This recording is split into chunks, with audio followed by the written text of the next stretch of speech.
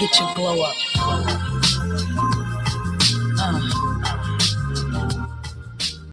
One time.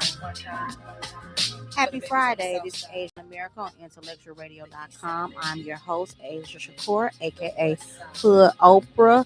I got Felicia Miss Streeter in the building. Say what's up to the people. What's up, people? Before we jump off into the show, I just like to give, always my quick housekeeping notes. I had my first community awareness event for my nonprofit, Darren's Voice. It was at the Austin Branch Library, and I had a low turnout. I can honestly say that I did not market properly. That's on me, my bad. I have a more greater following on my Asia on America page. And I try not to mix those two lanes together because I want those to be two separate entities. Respect my conglomerate. I am a talk show host and now I'm the CEO of a nonprofit. And I realized coming out of that event that I have to merge those two things together if I really want to be, a major player out here in Chicago. So I am hosting another event in April. I'll give y'all enough time. It will be a community event for autism awareness. And I would like mothers of autistic children to please come out with their families. We're going to do a community canvas. We're going to be painting. That is the cornerstone of my nonprofit, art and music, and using those as ways to help your child improve socially. I will also be providing support for parents and caretakers on with children with autism. If you are not following my page, it is called Darren's Voice. It's named after my son Darren. With that being said, Felicia, thank you for coming on the show, sis. Oh my God, girl! Thank you for having me. It's definitely a pleasure. No problem. So just a little background about me and Felicia. So we were at Malcolm X together, right? Harold Washington. Harold Washington. College, I couldn't remember which one because I went to Malcolm X first. So we was at Harold Washington, and one of our electives was when this sidebar. When people be trying to talk to me about race, classism, and sexism, I took a course in that in college. Y'all can't play with me, And so Felicia was in my class, and she was always just so passionate about whatever we talked about, whether it was classism, sexism, racism. She was always so passionate. And I had to stop and talk to her one day. I'm like, let me talk to this lady. So we hit it off, of course. I'm an extrovert. She's an extrovert. We hit it off and we still remained in contact. I introduced her to Vic. Shout out. Well, I don't want to say shout out, but rest in peace to my best friend Vic. I introduced her to him. They had business dealings going on and we kept in touch. We kind of fell out of touch. And lo and behold, I'm at Ted's. Y'all know my favorite place. And I see this lady from the side and I'm like, Felicia? And it was her. The West Side, one thing about it, it's big, but it's small. Yeah. And we got back on social. Well, we was always Facebook friends, but just expounded about what I was doing. She didn't even know I had been doing this podcast. I've been doing it for Wanda, how long? Since 2019? Yeah, and I take my breaks, but shout out to Earl and Wanda for always making sure that the platform is standing strong for me to come back whenever I do my breaks. So enough about me. Let's get into you. I want to first start off with you are an author. Yes, I am. When you say that, it sounds so famous, but yeah, it's a lot of blood, sweat, and tears in being an author. But yes, I am an author. I love my writings and just trying to get other people to love it and to, you know, get what I put into it out of it. It's always something in there, no matter whether it's self help or, urban, lit. It's always something in there so people can have a takeaway. That's always my goal. Not to be successful in the things that I do, but to be impactful. I like that. You sound like you run for office. So, how many books have you written? And just tell me, how did you get into writing? Because as long as I've known you, you've always been a mental health coach. You've always had worked with the youth. You've always been a motivational speaker. So when I saw that you read a book, I'm like, wow, she has added another layer to her depth. What prompted you to get into writing books? And can you tell us about the books that you've written, anything that you want to promote right now? So here's the thing. When I tell you, God does what he wants to do. And like they said, tell God your plans if you want to make them laugh. I've never, ever, ever, ever, ever in my life thought to be an author. When I was growing up, I never said, oh, one day I'm going to be an author or one day I'm going to be on the bestsellers list. Um, I've always wanted to be a family counselor slash a probation officer. And it's crazy. I wanted to be a probation officer to redirect the youth because I absolutely love the youth. Um, and I wanted to be a family counselor because family is truly, truly the foundation of everything. So I wanted to be both of those at the same time. I didn't know how I was going to pull it off, but I ended up being something else, of course, in the same realm. So how I started writing is so funny.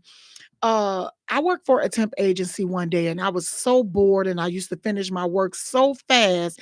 I had started jotting down notes about my life and I wanted to grow and learn and change. And I had just started teaching myself how to invest because poverty had started to make me cry, real tears.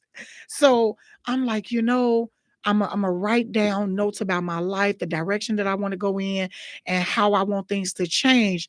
By the time that 8-week assignment was over, I realized that I had a whole manuscript just from writing notes about my life. So I was like, I'm gonna, because I had just turned 40. So I'm like, you know what? I'm gonna write a book and I'm going to name it Starting Over in Your 40s because a lot of women were going through that. They were recently divorced or they were starting a new job or a new career or just having babies at 40 years old. And I was like, okay, that's a good topic.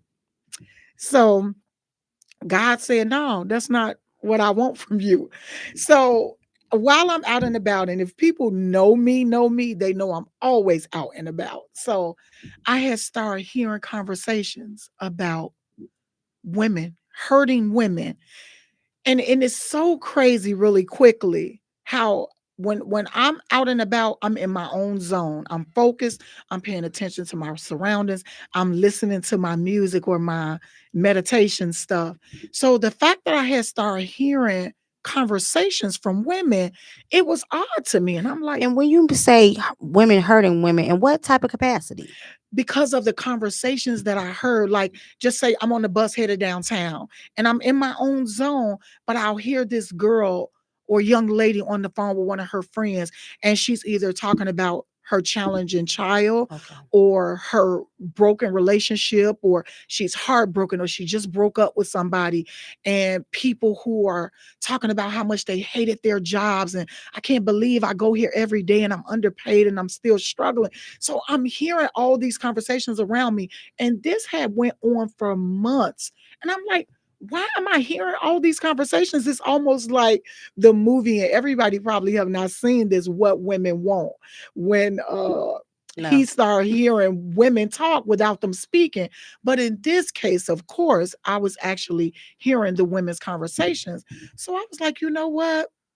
I'm going to write a book about my life, my hurts, my mistakes, my trials and tribulations, and I'm going to give advice on those topics because now I've learned from my mistakes and my hurts in life. So now I'm going to help other women. So the title Struggle, Trauma, Nor Bad Choices Stop Me came from the Holy Spirit. I never, ever wanted to write a book. My seventh grade teacher used to tell me that write really well, and my essays, I always got A pluses on them, always, always. So I don't know where it came from. So I'm just going to say the Holy Spirit did it. So I have a self help memoir, a Black healing journal for women. The cover is red, black, and green, my favorite colors, my business colors, the motherland colors, Talking, it's Black History Month. We still got one more day. Yes, we We do. Yes, we do. And Black history lasts forever because we are a history in part the of the making. reason We're history of in the it. making. Yes, we are, girl. Yes, we are. So I have one book, one journal, one ebook, and more ebooks to come. Okay. So this journal, March is Women's History Month. Yes, it You should is. definitely do something about that because I don't and this is totally off topic. That's why I told you about those notes, girl. We never stay on topic. Um I think it's important, especially for women over 40, women of color, to understand how much pressure and stress that we have on our life, and we continuously keep going, and we don't really take the time to, settle down and focus. That was a good thing that in your spare time. Well, I mean, you was at work, but whatever, that you was able to jot those things down, and you looked and you saw like writing down also is therapeutic. It It's is. helping me as well. I can read Yes. this and see, okay, Felicia, Asia, when this was happening, what did I do to curve that? Oh my God. How did I Yes. turn the page? I'm in the process of writing a book as well. It, Kudos, sis. I Let me know know if you need it's, anything. it's it's about my journey with my nonprofit and what's going on with that. So I'm in the process of doing that. So I definitely will reach out with you. So the journal, what do you hope to accomplish, well, for I'm sorry, for women to accomplish with the journal when they purchase this? Because we speak in manifesting positive energy. When women purchase this journal, what do you hope for them to receive and reflect from that? So, this actually does tie into all the conversations that we may talk about today because my journal is a I'm sorry, a self healing journal. So, when I promote my journal, I talk about how therapists, and I'm not a therapist, and sometimes people get I just play one on TV, so I know. yeah. So sometimes people get the two confused. I never claim to be a therapist, but I am very therapeutic. My journal, the subtitle is called reflection, and the word that you use was reflecting back, and that's what heals us. That's what help us to grow when we're able to reflect back and be like, what was I going through at this moment? Why did I feel this way? Why did I do some of the things that I did? And when you're able to reflect back, you're able to learn from it. So that's why the subtitle of that journal is called reflection. So the last book that, well, I'm sorry, not the last, but the first book that I saw that you promoted was my Fed book. Okay. So let's talk about that, because how you go from a healing journey to now you an urban novella writer? Like how does that correlate? How did that come about? Asia, I'll say this. I believe in supply and demand wholeheartedly. As much as I believe in being guided by the Holy Spirit, I believe in following, what people want and what they need. And what I've noticed is, although I will always be a mentor, I'll always be positive, and I'll always promote self help. Another thing that I also promote is legacy and generational wealth. And that's my goal now, to build generational wealth for my children and my grandchildren. Even though my kids are young adults now, my goal is to always make sure that my kids are okay when I'm here and when I'm no longer here. So when you read the Fair book, because I know you will, because Yeah, you're one of my biggest supporters, absolutely. it talks about legacy in my Fair book. So really quickly, how I jump genres to give the people what they want. I noticed that self help, yeah, people love it who can embrace stuff like that. But people like entertainment, people like something that they can read and get excited about. So, because of the youth and my younger audience, I also wanted to cater to their needs, and they love stuff, urban lit stuff. I always come to a place when I'm doing this show same way about, there's only so much positivity and so much, well wishes that you could pass around. And it's, I don't want to say it's disheartening, because what's for me is for me. And I know what I'm supposed to be doing. I know there is something attached to me that I'm supposed to do, and I'm doing what I'm supposed to do. But a lot of us are attracted to drama and negativity and BS. And unfortunately, that type of stuff sells. But I think that the other things that you do, which are the coaching, the journals, that's what breeds life. It may not breed what we need monetarily, but it breeds life. And if anybody know me, those spiritual dollars count way more than the real dollars. We spend real dollars but for the things that we need, but those spiritual dollars is for everything that we have to have Inside of or yes. inside of us. So I want to, move from the book, and I want to go to the wellness, because when we met, that was all you talked about in class. I'm going to have me this, I'm going to do that. And to see you manifesting that in real life, sis, is nothing short of amazing. Like I always tell you, you are. I'm amazed and influenced by all of my people, especially my black women that are doing good. And they always say that we can't get along, but that is such nonsense, because when you see a sister on her stuff, you always gotta congratulate her. Whether she looking good, smelling good, doing good, you gotta congratulate her. So you always talked about mentoring, and when we first kind of fell out of touch, you was doing your mentoring the girls. So Yes. I want to talk about mentoring and health, wellness, and all of those things, and how that is important to you, and how you translate that to outside of the writing of books, but just everything that encompasses and what it is stands to be for Felicia. Yes, I am so very glad you asked that question. So let me say this. In school, I was so passionate because I think one of the classes that we took together was either psychology or We sociology. took two. We took two. We took the racism, sexism Oh, class, yes, and then yes. we did sociology. Sociology. Oh my God, two of my favorites. I probably love sociology and that gender and classism and racism almost more than I love psychology. I feel like f- since I was old enough to understand inequality, uh, that has always been my fight. Um, I believe that God instilled something in me so that I can be a voice for the people and so that I can be a part of that healing for people. Because from as long as I can remember,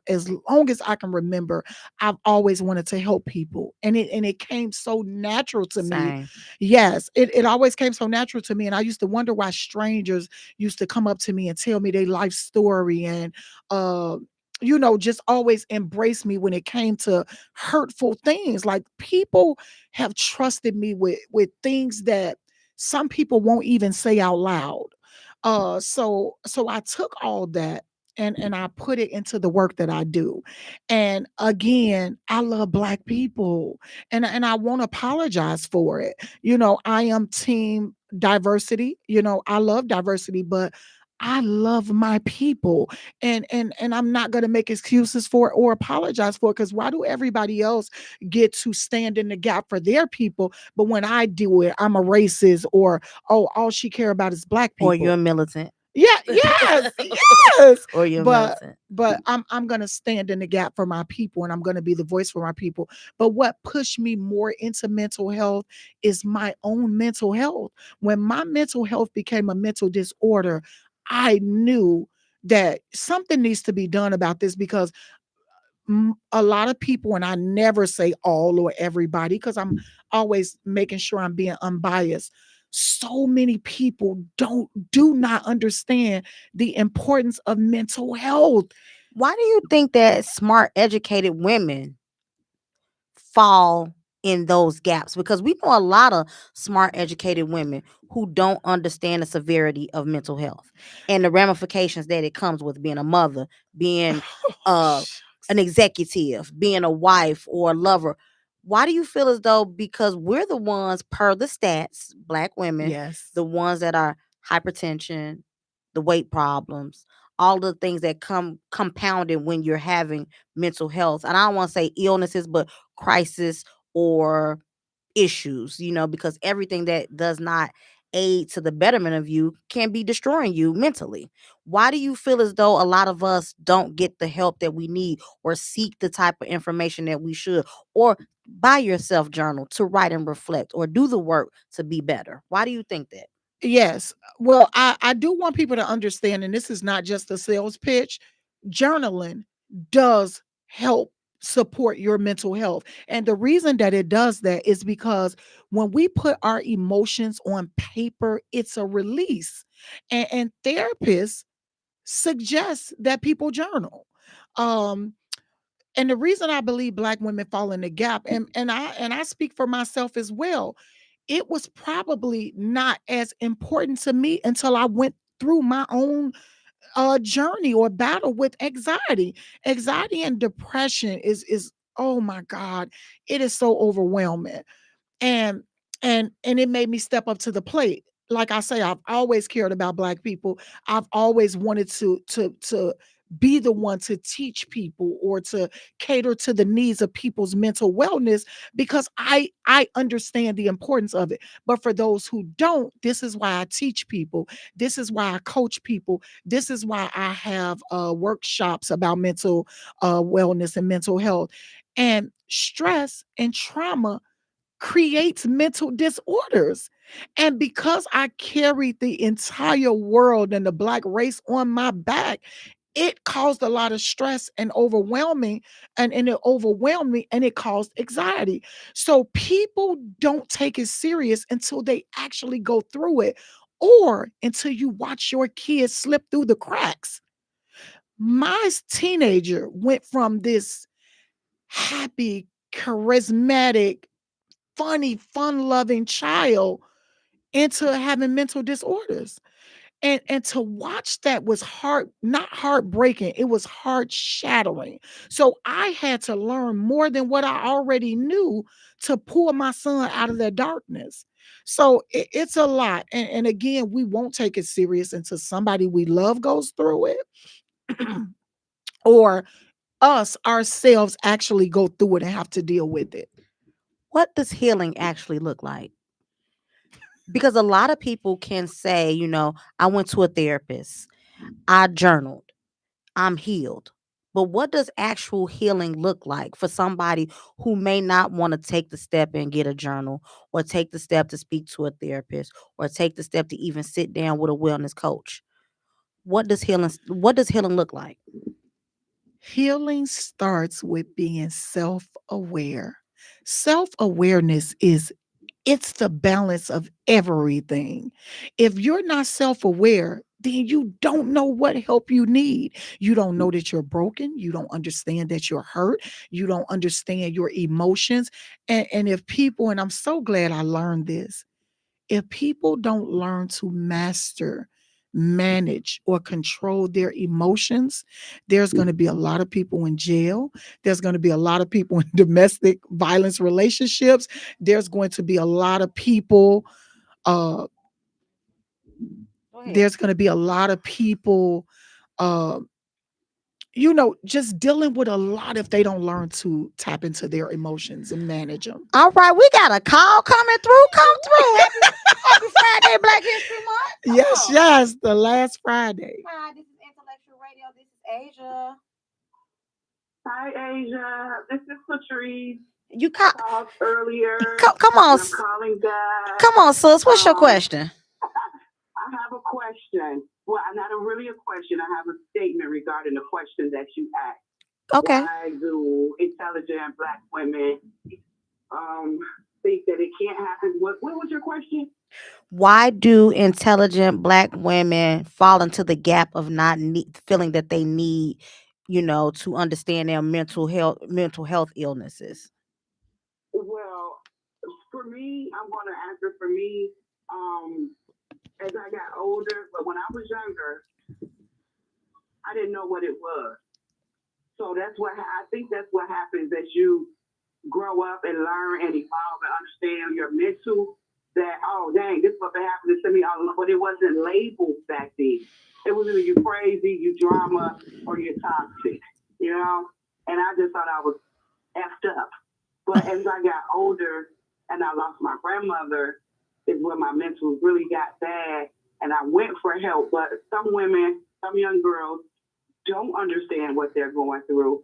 Some just don't want to believe that they're going through it. And I think some just be like, carry the stigma of Black women are strong. We can handle it. We can do it. And then it gets so heavy, and then we just crash out. It breaks you. I think that whole strong Black woman title that we have adopted has done us so much harm, because we feel Yeah, like we yeah. could take over everything. We feel like we could take Everything, yeah. we could take over everything, and to our own detriment. We don't take the time to pause or anything. I did a show last month. This is why I'm dialing back doing my show once a month. I took care of my father all last year. My son has autism. I got two older sons that have mental health issues. I lost my job. I didn't realize how stressed I was until I went to the eye doctor and they told me that they saw that I had high blood pressure in my eyes. I had no idea that I was under that amount of stress because we keep going, and nobody tells us to pause. Nobody does. Yeah, and I think when the pandemic came, it gave us a time to sit still and reflect to see like, oh damn, I'm fucked up, or I'm sorry, I'm messed up, or I'm not well, or this is what's going on that I didn't even realize it. So that was my call in today. That was my question and my statement. Thank you for calling in. Don't be no stranger. Don't only come calling in because Felicia here. I didn't know. See, I don't have YouTube, and I Okay. didn't know anything about your podcast or your show. So Well, send me a friend request, I sus. have a couple of yeah. Send me a friend request. I will. And I you have a couple of friends that have autistic children, and I just was told by my cousin that her son has been diagnosed with it. So I may come just to get some information, some knowledge, some understanding. So when I do see them, or just in general, I'll have a better understanding. And that's another thing, we have to educate ourselves on things so we can understand what's going on. I appreciate that so much. So definitely send me a friend request. Definitely send your family members my way. I mean, we off topic just a little bit, but that's why I'm building my nonprofit so that women can have that community, so that we can have people as support groups. Because finding out that your child has autism and not really having, the support for that can become stressful. It ties in right back to it. It can become stressful. The doctor's telling Yes. you one thing, but where's the help for you as a parent, as a caregiver? Yeah. Like I say, I think it affects the whole family. I told Felicia that before. I'm actually taking her out because she was a caregiver and didn't even know she was a caregiver to a lot of her friends, or a few of her friends that were going through some things mentally, physically, emotionally. So I'm going to take her out because she was a caregiver and didn't even know she was one. The power of the black woman, baby. Come on with it. I appreciate you calling in. Thank you. I would love to connect. Make sure you connect with me. I sure will. Thank you. Thank you. So, just piggybacking on your friend saying that you was a caregiver to your circle, how do you decompress after that? After taking all of that, of course you journal, of course you reflect, but in real time, in real life, in real energy, how do you decompress after taking on the weight of the world, of the weight of the problem of other people? Because people really don't understand about energy, and how when you get so much energy that it drains of yourself. And I tell my auntie, she's looking now, you can't pour from an empty cup. That is You true. can't. So how do you replenish yourself? Uh, I go to God for one.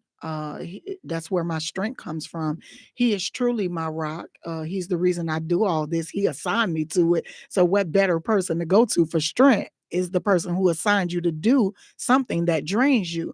But I take self care very seriously, very seriously. And people need to understand. And this is another reason why I write and I post and I promote the self healing journal. Self care is very important when it comes to mental health because it does decompress us. When I tell you I go get rubbed on once a month, unfortunately, it's not by a man, but it's by Um, it's by a masseuse. Bubble baths, massages once a month, meditation, yoga, exercise, working out, walks in the park, walks on the beach. All of those things help to decompress me. And I cry a lot. baby, I cry for anything. I mean, anything. I could be reading something and I could cry. Girl, I had Chat GPT type me out something and I read it back and I cried. I'm like, "Damn, this is a computer. Now, why am I crying over this?" Girl, I, Oh I my cry for God. every and anything, but the walking does a lot. People, I was like, "Hey, you don't have a car," but I find it very therapeutic to walk, It is. especially through my neighborhood. to really people watch and see what's really needed out on these streets. It's one thing for you to drive in a car and you can look and you can glance, but when you No. walk and you see these people sleeping under here, When you're in the midst when of it, you it's see different. these kids and hear these Yes. conversations, or when you with these parents, to be in the heart of it gives you a different appreciation, and it gives you a different angle about what's needed and what do you have to do, because we're all servants, we all have purpose, and we have to really find it.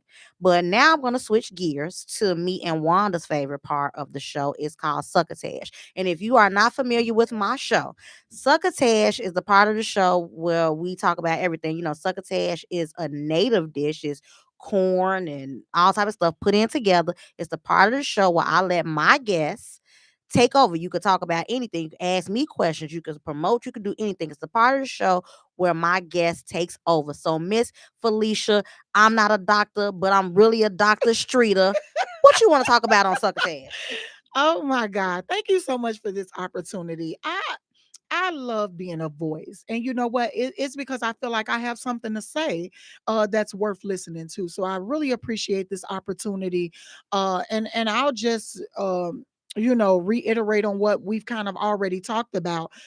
People just being self-aware, coming out of that delusion of who you are, what you're going through, and really tapping into who are you really and what are you really going through? What is it that you really need to deal with in order to be completely healed? Because it is a process and it does take a lot of different steps and navigation. So just to be self-aware, to become more self-aware, and emotions. Oh my God. When I tell you emotions make you cry sometimes, managing emotions, and I'm noticing it a lot more, as I people watch, because what I've learned, Asia, and even in school, and I love my short time in school.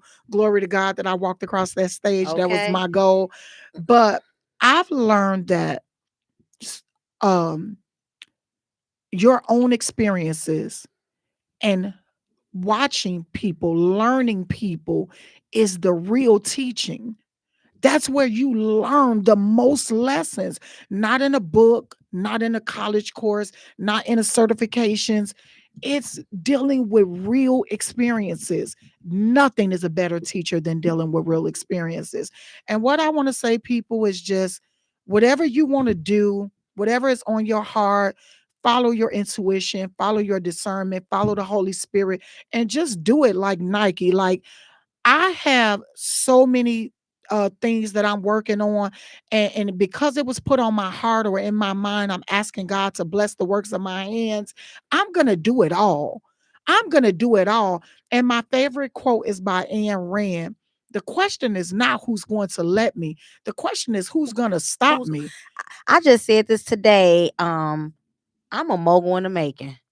Yes. Y'all don't even see me creeping on the come up. I'm a mogul in the making. Hood Oprah is really for real. But I want to ask this question because a lot of us, we have children, and the real focal point is about, breaking generational curses. How do childhood experiences shape the way we handle conflict as adults? Oh, geez. Yeah, I be asking real questions I sometimes. know, I know. They're all real. And to go back to that off topic, nothing, in my opinion, is this is your show. Nothing is ever off topic. We are guided by the Holy Spirit, and whatever we're meant to talk about, somebody out there needs to hear it or wants to hear it. So nothing is ever off topic. But going back to childhood, as we have learned, most of us, childhood trauma and experiences kind of builds us to the adult that we become. So everything that we went through as a child, whether it was good, bad, ugly, or in between, it made us the adults who we are today. This part goes back to being self-aware. But once you become self-aware, you don't let those things continue to make you the person that you become. You say, my mother did this when I was little. As I grew up, I learned that that wasn't the right thing to do. And it's not because they didn't want to do better. A lot of them didn't know any better because their parents didn't know better. So we have to become self-aware so that we can redirect ourselves so that we're not growing into these adults from the trauma of our childhood. So being self-aware, it's all about balance. Everything is related to being self-aware.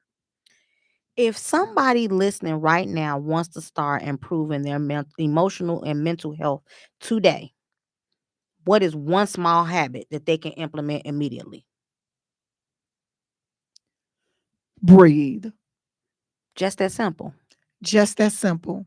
Because what I've learned, breathing, that one breath, that one deep breath, and I have to do a lot of deep breaths, especially with the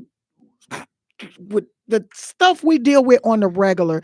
It's those deep breaths. And even when you drop your you cooking and you drop your spoon on the floor, you have to take that deep breath, because that one deep breath takes us from chaos back to calm. That one deep breath. And I tell people this because I've spoken at Cook County Jail before. And my question to the women were, if you would have took that one deep breath before you made that impulsive decision, would you be where you are today? And 90% of them said no. That was a good segue for you to talk about you speaking at the county jail. We haven't touched on that. Let's talk about you being a public speaker. How did that come about? You just got trick out the hat, trick had that everything coming out the hat. How did you become a public speaker? How did that come about? How does that work with you being an author and a mental health coach? How does all that encompass and wrap around to be Felicia? Being a public speaker helps me to get to those ears of the social media people that I don't get to talk to when I'm out in the public. Right now, I have an event. Actually, I got invited back to speak. They love me so much. And shout out to Thresholds and a shout out to A New Beginning Starts Now on 5661 West Chicago Avenue. They are doing great things in the neighborhood. What's the But address again? 5661 West Chicago Avenue. Eric McKinney, Pamela I Collier. just met him today. Oh my I just met God. Eric McKinney today. I just was Oh my God. They are like the uncle and auntie of the neighborhood in the Austin community. big shout out to Big 60644. Definitely, definitely. So I said all that to say that, oh my God, I just got excited. Um, we just have to, it's all about self-aware. And we kind of jump topics, but everything relates back to being self-aware. And the speaking engagements that I do, like I said, I got invited back to Threshold to speak about mental health. And when I go back on March the 20th, I will be speaking about emotions. Because do you understand that some people don't know the difference between I'm sad and I'm depressed? It's a difference. And the word depressed gets thrown around so much. Just like neurodivergent. Like Yeah. these are just so many Yes. Oh my buzzwords God. just get threw around all the time. And and I'm and we like, catch them, and we catch them and out the run with air, them. and we run with them, because everybody who's sad is not depressed. You know what I'm saying? So we have to let go of the stigma of, oh, I'm depressed because I was sad for 3 days in a row. No, what that is that you have stuff going on, you're in a funk, and you have to get to the root of the problem and pluck it. I have to do this for myself as a coach. If my energy is off, I sit still. I stop everything that I'm doing. I even turn the ringer off on my phone. And I'm like, why is my energy not good? Or why is my energy shifted? And I think back through my day and I pull it out. Oh, that's because I talked to my son today. He's incarcerated and he wasn't in a good space. So now I have his energy. So now I have to decompress by taking that deep breath. What can I do for myself to bring me back into that good energy? As well as with a lot of stuff. We deal with Black women and women in general deal with so much stuff on the regular. Sometimes we have to sit still and be self-aware and understand, why do I feel like this today? Because we all should wake up ecstatic to see another day. It's the things that happen in that day that knocks us off our square, puts us in a funk, and make us sad. So we're not always depressed. Depressed is a really deep word, and it entails a lot. So women, people, men, stop putting that on yourself. When you're sad, find out the reason why you're sad, get to the root of the problem and pluck it, or take my free consultation. I know that's right. Plug it up, plug it up. Yes. So I would like for you, for everybody that's watching and listening, to give us a complete rundown of everything that Miss Streeter does. How can we meet? How can we find you? Where can we see you? Where can we purchase your books? Let the people know. Oh my God, Asia, thank you so much for this platform and this opportunity, girl. Everything in me is like virtually hugging you right If you now. thank me one more time for us being good sisters, Oh my God, sisters is such a deep word, and I think people misuse it and mishandle it. But that's you that's are that's another truly that's another one of them another words. topic, Another one of another them words. misuse of words that get thrown around. But you truly are my sister. I the reason why we connected so well at school, because so many people look at you sideways when you walk in class, and oh, she thinks she know everything. She thinks she the teacher's pet. You know what I'm saying? So to have a real sister, genuine sister like yourself, and like I say, our energies connected when we were at school. I love it, and I love you I love, for I it. love, I, I love you. You have always been a good burst of energy. Always, Thank you. you really give me motivation about all the things that I could do. We talk sporadically, and when I told you the other day about Darren having a bad day, and you was like, "What do I need? What do I need?" And I read and I didn't respond because my misery don't like company. Of course. And I just wasn't in the space to be like, I just decompressed. I reach back to you the next day, but that's neither here nor there. Okay. Let the people know. So of course, you can find me on all social media platforms under my real name or my business name, Felicia Michelle Streeter. And I always throw my middle name in there because I love it. And it sets me apart from the other Felicia Streeters because there are so many of them on LinkedIn. So, yes, I do love my middle name. Or More Than a Mentor. On Instagram, my name is More Than a Mentor. But all the other platforms, my name is Felicia Michelle Streeter. I have events at least twice a year, especially in the month of March. And when you talked about events and the journaling, I'm actually, and if anybody out there is looking, and I reached out to two bookstores who have not gave me a solid yay or yes or no, I am looking for a Black owned bookstore to do a mental health event for women, which will entail journaling. The journals that I sell, I want the people to come who already have one, and I want the people who don't have one to purchase one so that we can do a journaling uh, assignment in the event. And I want to teach people about how journaling really helps their mental health. So that will be coming, and it's almost March. So it may be pushed to the end of March or the beginning of April. Either way, I'm looking for a Black owned bookstore to do the event in. So that's one of the things that I'm doing. And back to my Fed Boo, you guys, it's only $3.99 on Amazon ebook, which is Kindle. Please download Kindle, get the ebook. It's a very simple but powerful short urban lit story. And again, it's built on generational wealth and putting people on it and just acknowledging the people who support you. So I love my Fed Boo. I read it myself. I have it on my own Kindle.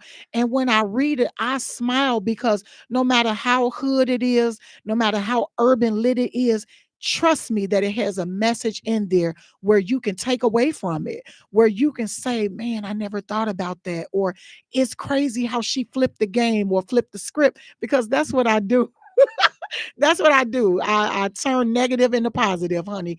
But all of my books are on Amazon, Kindle, ebook, all of my books. So again, it's called Struggle, Trauma, Nor Bad Choices Stop Me. It's a self-help memoir.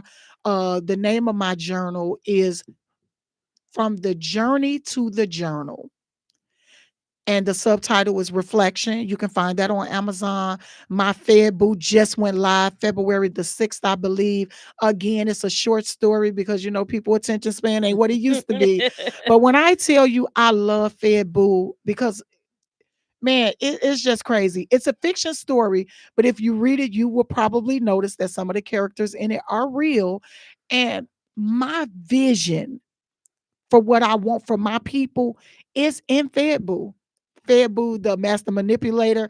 I also have another ebook coming out probably next month called The Cleanup Woman. It's lit and hood as you can ever imagine, but there will also be something in there where you can get a takeaway from. I always try to implement positivity in no matter what I do, even in my urban lit uh work, which is, man, I'm excited about it. The last thing, and definitely not the last thing I'm working on, but I think the world should know about this. I ask the public for their opinion because public matters and these become your clients, your consumers. What do they think about men and mental health?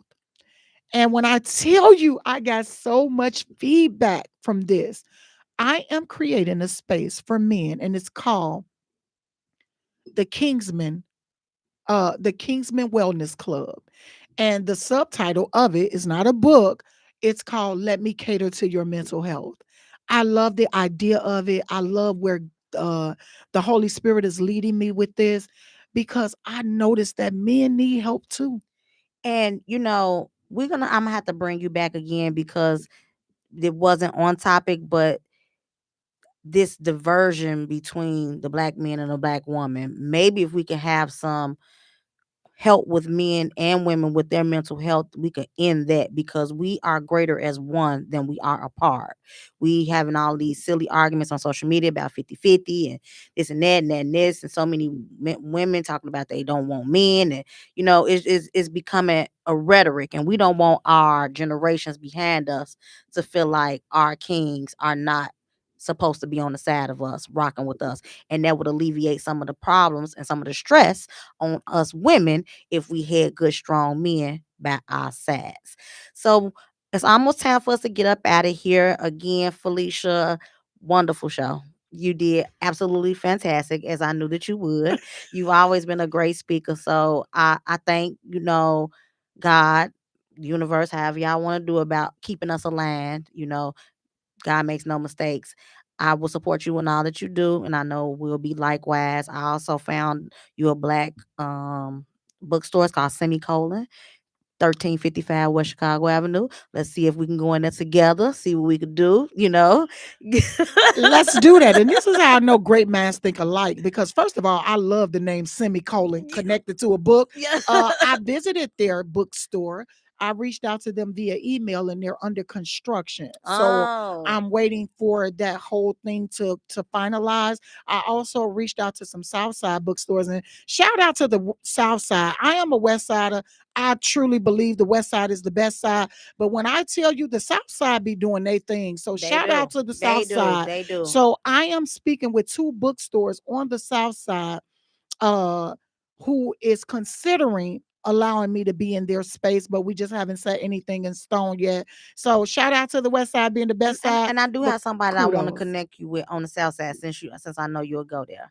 So before we get up out of here again, Felicia, I want to thank you for coming to the show. Mikasa Sukasa. Anytime you want to come back, just hit me on the hip. Again, Darren's voice. I cannot stress this enough. I am building this for. I loved my son enough to build stuff that wasn't there for him. This is all inclusive for us, for mothers, for our children. And this is not just about IEP help or, making sure you get social security or things of that nature. This will be a art and music program where we will have the children participating in arts, learning instruments to teach them how to, correct, not, I don't want to say correct, but redirect that energy when they're having meltdowns, to give parents and caretakers the tools that they need to decompress, take those breaks before dealing with their child who is on the spectrum, Spectrum. because if you don't have good energy, you can't be of good energy to your baby. You are the center, you are the ground for them to make sure that they are productive adults. Everybody want to preach inclusion, but sometimes it's about seclusion, having them safe spaces where they can be free and won't be judged, won't be looked at. And this what I will bring to the west side of Chicago. Today was a phenomenal day. I want to give a shout out to Chicago Siobhan. Hope she looking and listening. She invited me to this meeting today where I was able to meet Mr. McKinney. I was networking with some great businesses in Austin. We is on the come up west side, and I hope that y'all will be there to join us. Happy Friday. This is Asia on America on IntellectualRadio.com. I am the Hood Oprah. And as always, I love y'all.